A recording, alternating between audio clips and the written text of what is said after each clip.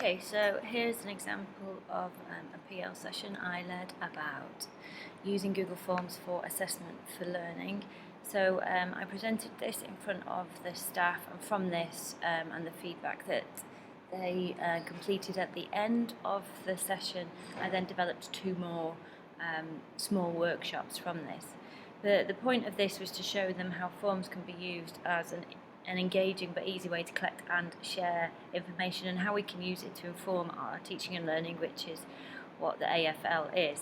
So the overview was that I was giving them some ideas of the kind of things that I use forms for. So these are actual real working examples of stuff that I do in class, show them how the results come in and how they can then interpret these results to use them for assessment for learning.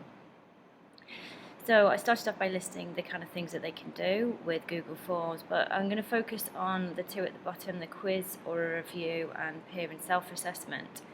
So one example for a quiz or review was a Lord of the Flies website that I did. This helps to gauge understanding and plan the next lesson. So this is from my Lord of the Flies Google site. So this is questions about chapter 2. So then I can see how well they've understood. The next example was another novel that I did on Stormbreaker, which is about spies, and the order form is in the website that I designed, again on Google Sites.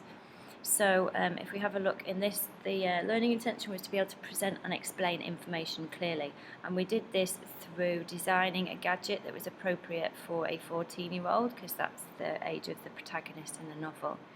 So we took the rubric, so this is their presentation, and as they presented I created a form which you can see here, which has their designs on, and so as all of the presentations were finished, the learners would then decide which they thought was the best. And then if we have a look, we can see the results which I was able to share with the kids, and then obviously if we look at the summary, it shows us which one was voted for really quickly and easily, and then we can have a look at the reasons together.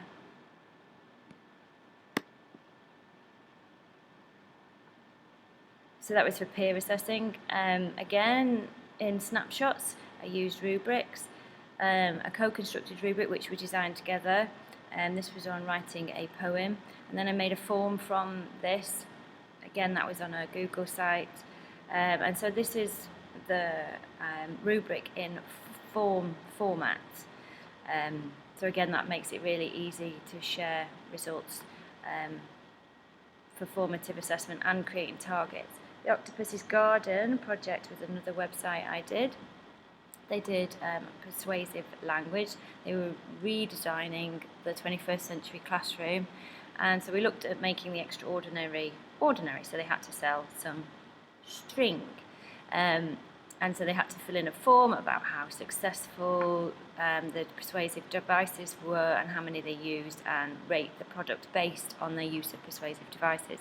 And being able to show them the summary at live, then we can have a look at the devices that they're using and the ones that we need to focus on. For example, emotive language is obviously quite lacking.